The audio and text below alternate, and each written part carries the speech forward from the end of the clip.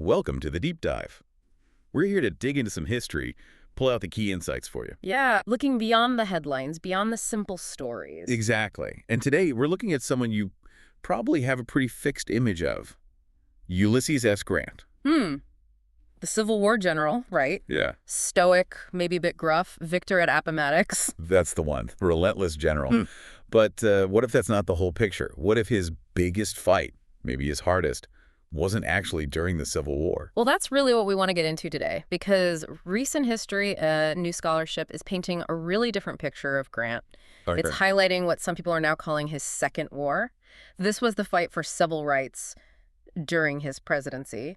And, in a lot of ways, it was tougher, politically much tougher. Interesting.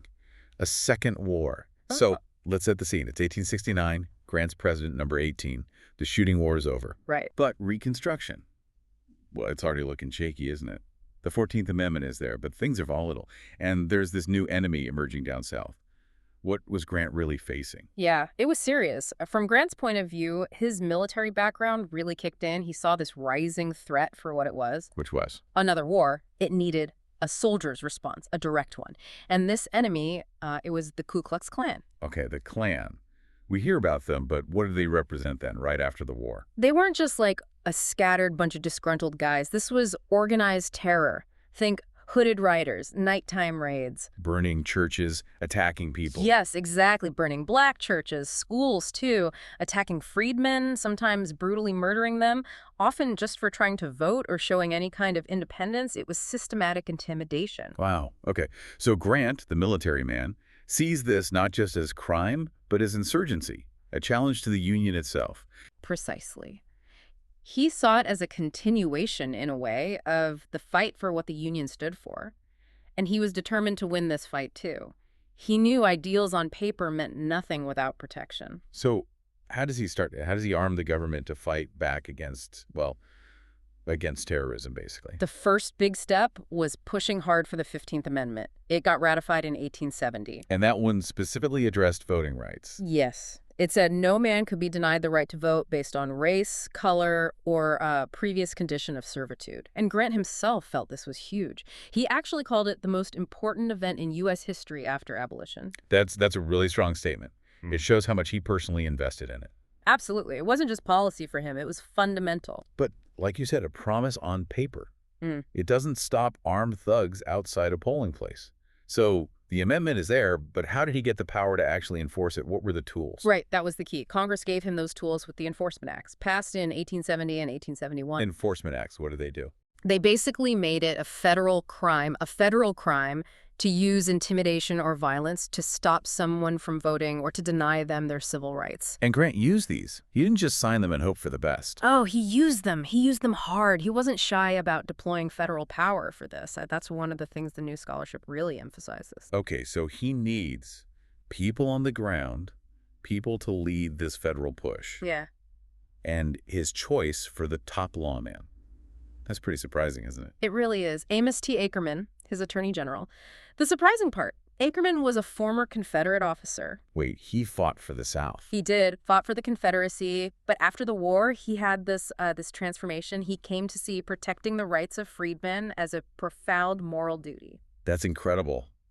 So Grant trusts this former enemy to lead the fight against the Klan. He does. And under Grant's orders, Ackerman goes after them. He unleashes federal marshals, even calls in U.S. Army troops in some places. So this wasn't just a few arrests here and there. This was a major operation.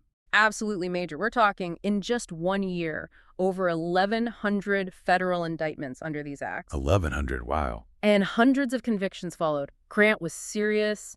He even took the pretty extreme step of suspending the writ of habeas corpus in 9 counties in South Carolina. Suspending habeas corpus. Right. That means they could arrest suspects without immediately charging them or bringing them to trial. Exactly. It was a wartime measure, essentially, used during peacetime to break the Klan's power where it was strongest. It showed how far Grant was willing to go. That is bold. So, did it work? All this federal power, these troops, Ackerman's prosecutions, what was the result on the ground? For a time, it actually did work. It was remarkably effective in the short term. The Klan, in many areas, was broken, crushed even. Really? For a while, yes. Yeah. And the immediate impact was, well, it was transformative. You saw freedmen voting in large numbers. They started winning elections, local sheriffs, state legislators, even congressmen participating in government in ways that were just unthinkable a few years before. That sounds like a genuine, if maybe brief, period of real progress. A demonstration of what federal power could achieve when committed. It really was. It Yeah. showed that Reconstruction could work, at least when there was that level of federal backing and enforcement. So the Klan is suppressed, people are voting. Yeah. But Grant wasn't finished pushing for rights, was he? There was another piece of legislation later on. No, he kept pushing. In 1875, he signed the Civil Rights Act. This was maybe even broader in some ways. What did the 1875 Act cover? It aimed for equality in public life. Things like equal access to inns, theaters, public transportation trains, steamboats, and, significantly, jury service. No more all-white juries automatically. That sounds incredibly forward-thinking for 1875, guaranteeing access to public accommodations. That fight would continue for almost another century. It really was ahead of its time, hugely symbolic. But there's a but. It didn't last. Yeah, unfortunately, the enforcement was pretty weak almost from the start. And then the Supreme Court dealt it a fatal blow. In 1883, in the civil rights cases, the court struck down the public accommodations part of the act. They basically said the 14th Amendment didn't empower Congress to regulate private businesses like hotels or theaters. So its actual impact was limited and then cut short. Pretty much. It had symbolic weight, definitely. Showed intent, but it didn't hold. And it highlights a bigger problem Grant was facing. Which was what? That he couldn't sustain this effort alone. Exactly. You can have a committed president, you can have laws, but Grant couldn't fight the entire tide by himself. Other forces were pushing back hard. What kind of forces? Well, for one, weariness in the North. People started getting tired of Reconstruction, the constant interventions, the expense. They wanted to move on. And economic problems didn't help, I imagine. Definitely not. The Panic of 1873 hit hard. Economic crisis tends to make people focus inward, less concerned about big national projects like Reconstruction. Plus, Grant's administration was plagued by scandals. Right. The scandals often overshadow everything else in older histories. They do. And while maybe not directly involving Grant, they drained his political capital, his energy, public trust. It all weakened his ability to keep pushing on civil rights. And meanwhile, in the South, with the Klan suppressed by force, did things just stay better? Not really. Southern states, the white power structure, they started finding other ways. Quieter ways, sometimes technically legal ways, to disenfranchise black citizens and regain control. Poll taxes, literacy tests, grandfather clauses. The groundwork for Jim Crow was being laid even as Grant fought.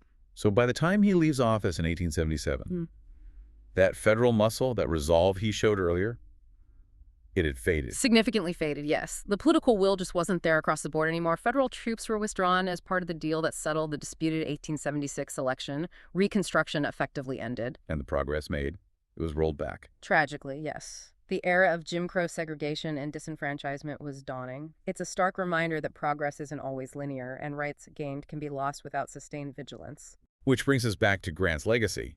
For so long, as you said, the focus was on the scandals, the perceived failures. He was often ranked pretty low among presidents. Yeah, for decades, the narrative was often that he was a great general, but kind of a disaster as president. Naive, out of his depth, surrounded by corrupt people. But this reevaluation you mentioned, it's offering a totally different take. What's the core of that new perspective? The core is seeing him now as, arguably, America's first real civil rights president, recognizing that his efforts, especially against the Klan and his push for the 15th Amendment and the Enforcement Acts, were extraordinary for their time. So focusing on his actions in defense of black citizenship. Exactly. His willingness to use the full power of the federal government, the Justice Department, the Army to protect black lives and the right to vote, at a time when doing that was deeply unpopular in large parts of the country and politically risky. It reframes him not just as a passive figure swept up in events, but as someone actively trying to shape a more just outcome from the war. That's the argument. He couldn't hold the line forever, clearly. The forces against Reconstruction were immense. Right. But for a few years there, a brief, shining moment, as some historians call it, the ideals of equality that the nation professed. They weren't just words on paper. They were enforced. with federal authority. They were enforced. And that in itself is a powerful legacy that's only recently getting the attention it deserves. So as we wrap up this deep dive, it leaves us with a lot to think about, doesn't it? Grant's fight, the temporary success, the eventual rollback. It really does. It makes you consider the whole long, complicated story of civil rights. What does it actually take to make ideals stick? To turn laws into lasting reality on the ground? Especially when there's strong resistance, political fatigue, economic distraction. Yeah. All those headwinds Grant faced. Yeah. It raises that fundamental question. What level of sustained national commitment beyond just one leader's resolve is truly needed to protect fundamental rights and make sure that progress, once achieved, isn't lost? Something to keep wrestling with, I think.